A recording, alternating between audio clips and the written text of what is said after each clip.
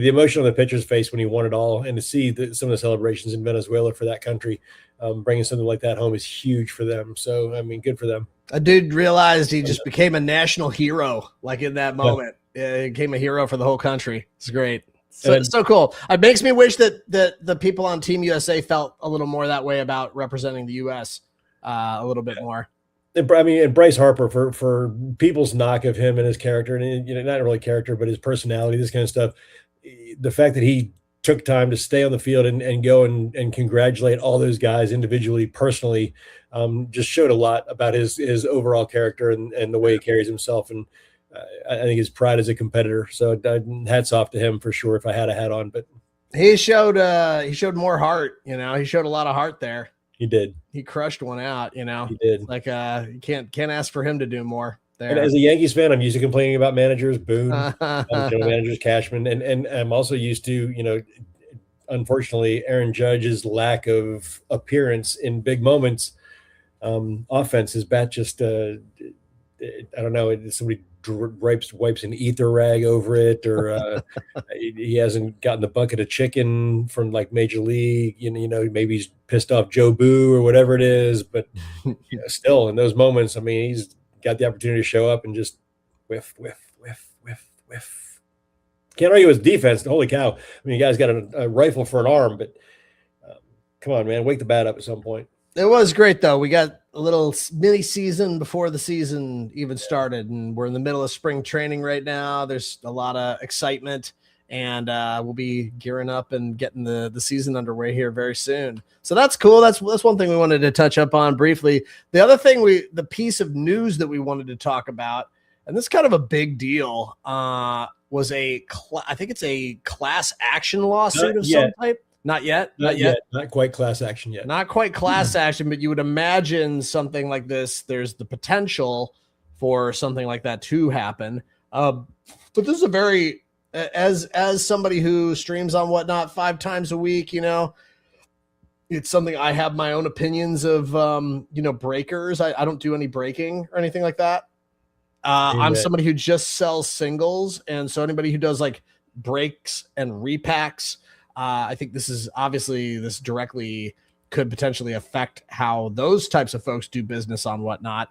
But it's an interesting article. It talks about, potentially a lawsuit accuses breaking platform Whatnot of being unregulated online casino for sports cards, which, that headline really kind of grabs at you. Kind of reminds you of some of the stuff that people were talking about with like DraftKings and all these sport, like all these prediction apps, right? They're not sports books, they're prediction apps. Predictive, yeah, or whatever they call it. There's like some terminology for it that is all of a sudden makes it legal across state lines, and it's clever, exactly. So but what they're doing is this a series of arbitration lawsuits filed in California which by the way, Whatnot had more than 8 billion in sales last year, which is crazy, and sells more than 6 million trading cards per month of violating the state's ban on illegal lotteries.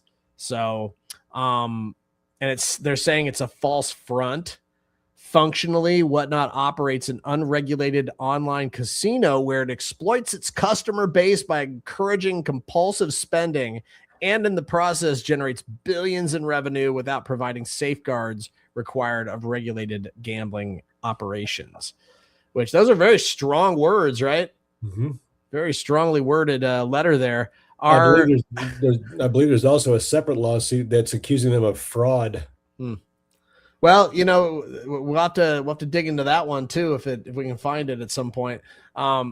And this must be their attorney. Our clients had quickly gotten addicted to it. You can see like there's definitely something. There's a dopamine spike you get from bidding and winning. Pretty much, I mean, any auction, you're going to get some type of a spike from being the winner, and it is. But I think that there's a difference between like, outbidding somebody for a card that you want versus like getting a spot in basically a big lottery where you could win a card that's worth, in any one of these packs, like brand new packs, there's theoretically in pretty much any unopened product that's new, there's theoretically a possibility where you could get a 1-of-1 card that's signed that's going to be worth thousands of dollars. Sure, you get there's that random chance that you could be like Steven on Rip Night, where he pulled the grail out of the product. I mean, just now the big difference between what he did, he went to a card shop and purchased a box and opened it physically himself, where he could inspect all of the cards carefully and make sure he's getting all the cards that he paid for. Mm-hmm. And there's a pretty big difference between that and what happens on a lot of breaking streams, where, we were talking about this before the stream started, that you could have, for example, in some of the Topps product, there's all kinds of variations and short prints that if you just breeze through the front of the card, you don't really see it very well. Yeah. And so you could be going over like a gold mirror on the back and have no idea that you just lost out on like a $50 or $60 card, or even more. Like if it's like a big name player, but it's a base card, it looks like a base card on the front. Breakers that pull these case breaks of this product that don't ship base cards. They very plainly state they don't ship base cards. Well, that's great. But you don't show the backs of the cards on rips either. So, with your heritage, your multiple variations in the Topps heritage products, your golden mirror image variations in the Topps, series 1, 2, and updates, this kind of stuff, you're not going to see the back, of the cards to be able to determine that it's an SSP or a, image variation that lets you catch it on the front as a clear image variation. But there's base variations of Shohei in Blaster that are Blaster specific variations this year that I just learned about a week ago. Yeah. Your product's been out for a month and a half, and it's literally, holy cow, that was good to know. Yeah, so you could, be missing out on a lot of stuff. And so there's that aspect to it too. We're really not, what we're talking about is kind of separate from what this lawsuit is. This lawsuit's kind of looking at it as a whole and saying, you guys are allowing gambling to occur here in a way that's regulation, unregulated. And then the other thing, it seems like they're kind of mixing them up a little bit. They're talking about like, they're confusing breaks with like repacks, and repacks and breaks are completely different. I suppose they're breaks in a way because like somebody could make packs and then you're breaking a case of repacked slabs or like multiple slabs per pack or they do that. I've seen repack breaks. Yeah, so I guess that's what's happening here too, is that you have repackages. Oh, we got a new case that just came in. It's not a case. It's like, dude, you just like had like some kind of sealer, or you bought like the bags and you just made it yourself.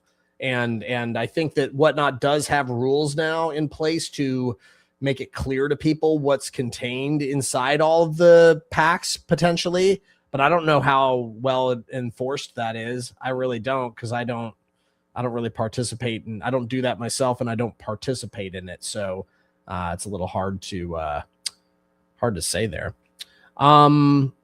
We did lose Joe here for a second, so I think Joe's having a little technical difficulties over there, but I'm sure we'll get him back here. But just getting back to continuing the thoughts on this,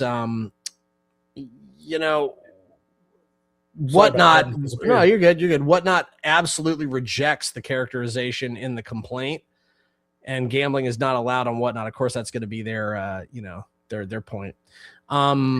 To your point with repacks, though, and what I was saying before I got kicked out or got, I don't know, blipped out somehow. The repacks are quote unquote regulated by Whatnot, in that you have to list every single potential hit. Same as the pull boxes when they change that stuff, but it's still a game of chance. You're still, regardless of how they characterize it, if their definition of gambling is a game of chance, then you don't know what you're getting, so you're purchasing an unknown item and then having it revealed to you. Well, here's the thing, that this last paragraph actually makes a pretty good point. The way repacks are being done right now is purely gambling, and it's going to be an issue. These repacks, they're determining the value they're buying and selling. They're promising a return. I mean, the point they're trying to make here is that they're not verifying independently that the cards that you're putting into these packs are worth the amount that you're saying they're worth. Which the thing that's funny is like you'll go on, and it's no different than if you go on somebody's stream and they're being dishonest and saying a card is a case hit when they're putting it up in front of the screen, starting a case hit for $1, and everybody gets excited, but it's actually just like a cool looking insert, you know? So in a way, it's like they're self-reporting the value of these cards that are in the repacks and then saying this card's worth $400 when it's actually maybe worth $200 or whatever. Or less. Yeah, and then if you're paying, like, even if you pay $50 a place and you get the big hit, well, wow, that's crazy. You just like quadrupled your money, I guess. But like that's not like the big return that you would expect if you made the big hit. So I think it's they bring up some good points, and hopefully it steers everything in a more fruitful direction. I personally hate breaks, and I personally hate repacks. So I'm just not for them. It's just that I understand that there's a lot of people who like them, and there's definitely some people with good integrity that run breaks. And I don't know too many people. I don't know anybody who does repacks really, but I'm sure that there's some people who are legit with that too. But I think overall it does seem a little problematic. It seems like the law is starting to catch up a little bit with this. I think anytime, I guess the last point argument, or the last thing I wanted to say with it is anytime there's a lot of money involved with something, that's when the legal stuff really starts to get figured out. Sure. It's like there's so much money involved in this. And we talked about last week, just like the profit margins on the big breakers and what they're making off these. It's like, what was it, like 227?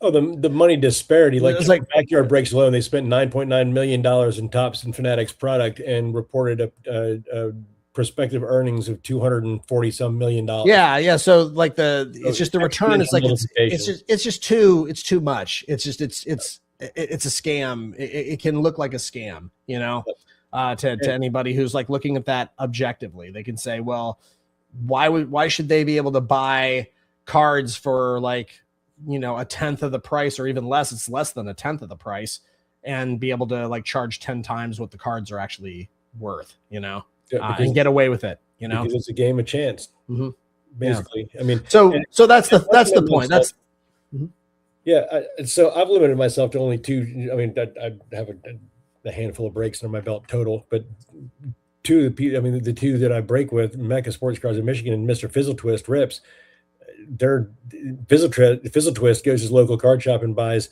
a box or two of cards that's affordable. He runs affordable, buy-in breaks, so you can get good value out of not being completely broke at the end of your couple of teams that you pick or whatever.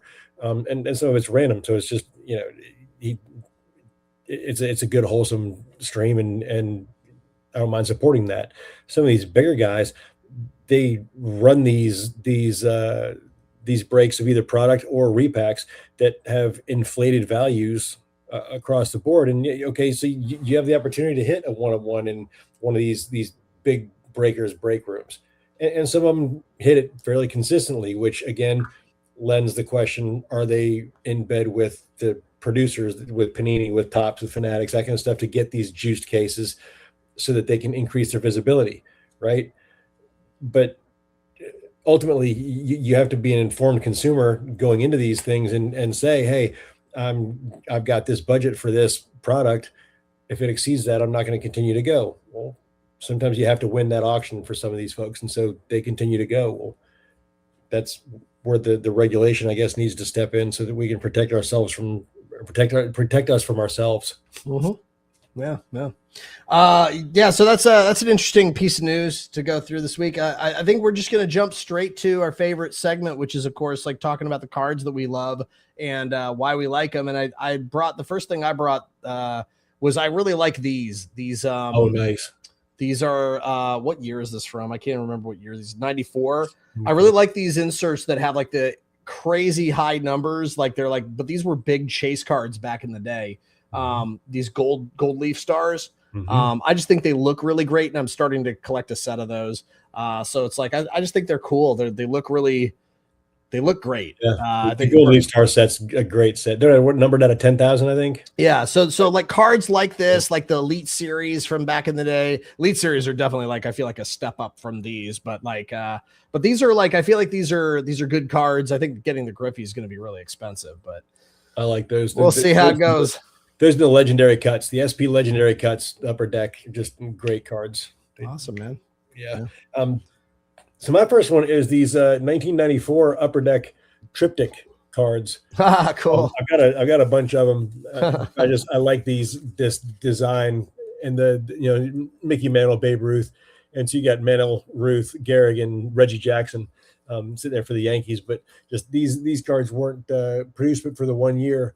But I don't know. They're different and they're cool. They got the ways for you to be able to fold them and all that stuff. Yeah, That's interesting. You should be able to fold the ends in. I'm not going to. Yeah. I've seen those before. I brought I got the second card I brought. I got my very first Uptown that I've ever owned is a Roma Dunze Uptown. So that was pretty cool. I for a long time I've been selling cards on Whatnot for like a year almost, and I see people like, oh, what Uptowns, what Downtowns do you have? And it's like, well, I've never had one. And then I had an opportunity to pick one up this week, and I'm like, I'll get a bear. Yeah, why not? So I got Roma Dunze. I think he's gonna have a big season this season. So probably just hold on to that one.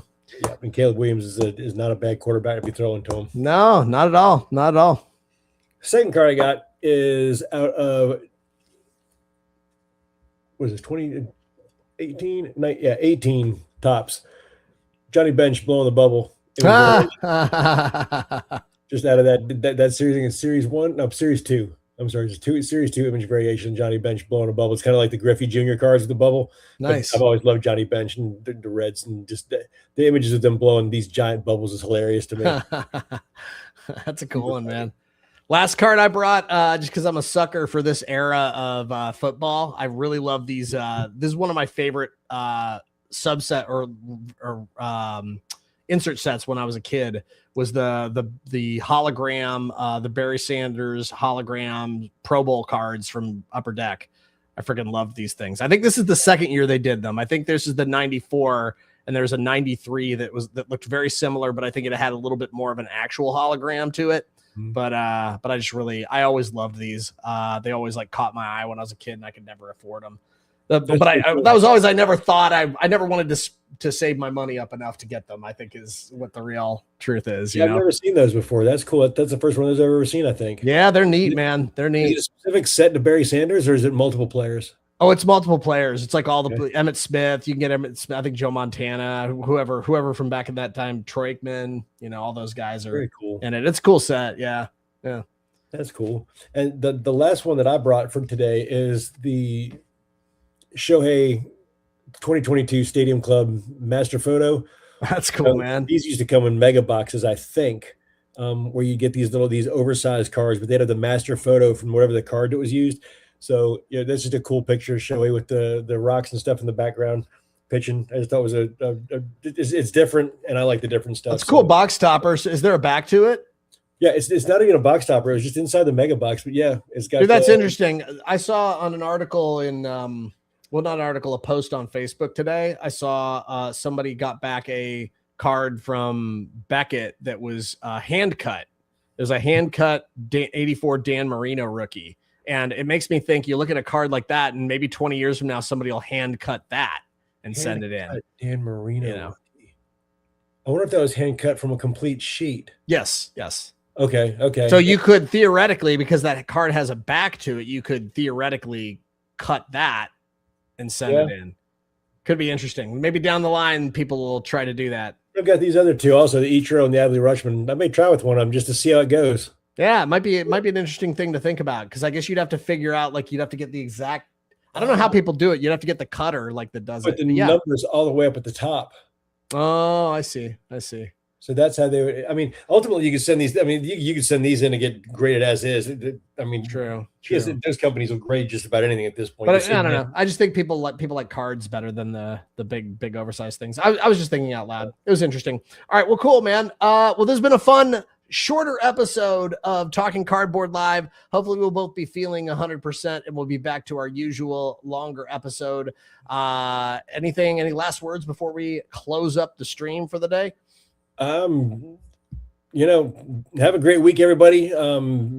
Smile, be kind, be good. Follow to other us. People. Make sure to follow us on Talking Cardboard Live on Instagram. That's our handle on Instagram. You can follow Joe and I as well on Whatnot. I'm at Nashville Cards and Joe's at Jobo_cards. And we'd love to see you on a stream. Otherwise, our Patreon is on the way, and we will see you again next week, everybody. Thanks for tuning in. Thanks, John.